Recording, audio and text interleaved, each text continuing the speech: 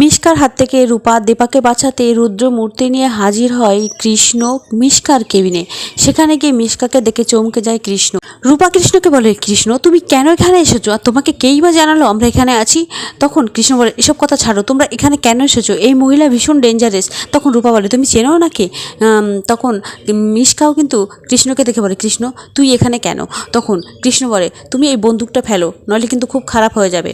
আর তারপরে দেখা যায় কৃষ্ণ রূপা আর দীপার সামনে গিয়ে দাঁড়ায়, যাতে মিশকা তাদের দিকে বন্দুকটা তুলতে না পারে বা গুলিটা করতে না পারে।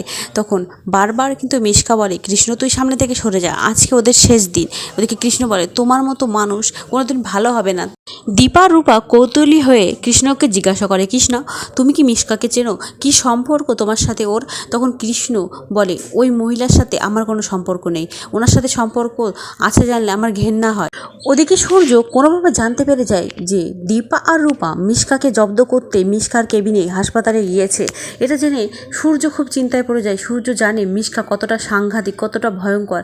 এটা শুনে সূর্য বাইরে এসে তার বাবাকে বারবার ডাকতে থাকে। প্রবীর গুপ্ত উঠে এসে বলে, সূর্য কী হয়েছে, তুই এত রাত্রে সবাইকে ডাকছিস কেন?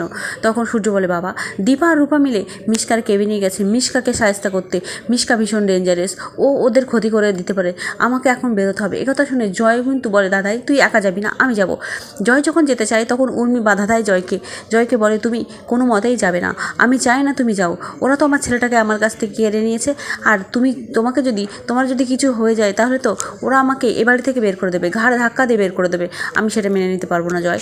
তখন জয় উর্মিকে বোঝানোর চেষ্টা করে, দেখো আমি ভালো কোনোদিনই হয়ে উঠতে পারিনি, না ভালো ছেলে, না ভালো ভাই, না ভালো স্বামী, না ভালো দেওর, তাই এই সুযোগটা আমাকে কাজে লাগাতে দাও উর্মি। ওদিকে মিশকা ক্রমাগত ভয় দেখিয়ে চলেছে রূপা, দীপা আর কৃষ্ণকে। কৃষ্ণ বারবার বলে বন্দুকটা ফেলো, কিন্তু কৃষ্ণের কোনো কথা শোনে না। ওদিকে মিশকা হাওয়াতে একটা ফায়ার করে যাতে সব কৃষ্ণ সেখান থেকে সরে দাঁড়ায়। ওদিকে কৃষ্ণের সাথে মিশকা কিন্তু হাতাপাই শুরু হয়ে যায়। ওদিকে সূর্য সেও কিন্তু ছুটে চলে আসে দীপা আর রূপাকে বাঁচাতে। তাদের ক্ষতি করে দেবে মিশকা। দীপা আর রূপাকে বাঁচাতেই পুলিশকে ফোন করে সূর্য পুলিশ নিয়েই মিশকার কেবিনে এসে হাজির হয়। আর এসে দেখে মিশকা সুস্থ স্বাভাবিকভাবেই জীবন কাটাচ্ছে। এতদিন ধরে সে ডাক্তারকে ভুল বুঝিয়ে গেছে, ডাক্তারের চোখে ধুলো দিয়ে গেছে, পুলিশের চোখে ধুলো দিয়ে গেছে, দিয়ে সে এভাবে রয়ে গেছে। সে অসুস্থতা সেজে আমাদের সবাইকে ঠকিয়েছে। সেটা দেখে পুলিশের বিন্দুমাত্র আর বুঝতে বাকি থাকলো না যে এতদিন মিশকা যা করেছে সবটাই অভিনয়। সূর্য মিশকাকে বলে, মিশকা সেন কোনোদিন শুধরালি না, তুই যেমন ছিলিস তেমনটাই রয়ে গেছিস। তোর জন্য আমার পরিবারের সকলে কষ্ট পেয়েছে, সকলে আলাদা হয়েছি।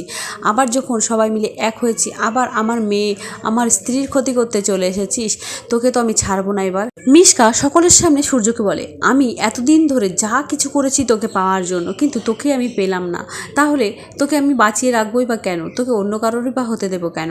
এবার তোকে আমি মারবো, তোকেই শেষ করে দেবো। এই বলে সূর্যর দিকে বন্দুক ধরলে দীপা বলে, মিশকা একদম নয়, ডাক্তারবাবুর কোনো ক্ষতি তুমি করবে না, যদি মারারই হয় আমাকে মারো, কিন্তু আমার ডাক্তারবাবুর কিছু করবে না। ওইদিকে রূপা মনে মনে ভাবে, না অনেক হয়েছে, মিশকা আন্টি বাড়াবাড়ি এবার আমাকেই বন্ধ করতে হবে।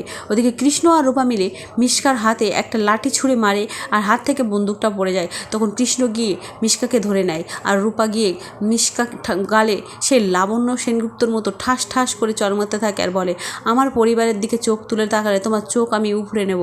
মিশকা আন্টি তুমি ভেবেছো কি যে তুমি যা বলবে তাই করব?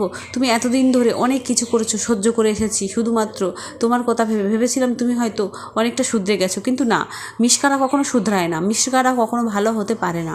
মিশকা কৃষ্ণ আর রূপাকে ধাক্কা দিয়ে ফেলে দিয়ে বন্দুকটা আবার তুলে নেয়, আর সূর্যর দিকে তাক করে বন্দুকের গুলিটা ছুড়ে দেয়। সূর্যর গা ঘেঁষে বন্দুকটা বেরিয়ে গেলেও সূর্যর হাতে কিছুটা বন্দুকের আঘাত লাগে এবং সেখান থেকে কেটে রক্ত ঝরতে থাকে। মিশকা বুঝতে পারে এবার তার পালানো ছাড়া আর কোনো উপায় নেই, তাই মিশকা হাসপাতালের জানলা ভেঙে সেখান থেকে পালিয়ে যায়। ওদিকে পুলিশ তার পিছু নেয়।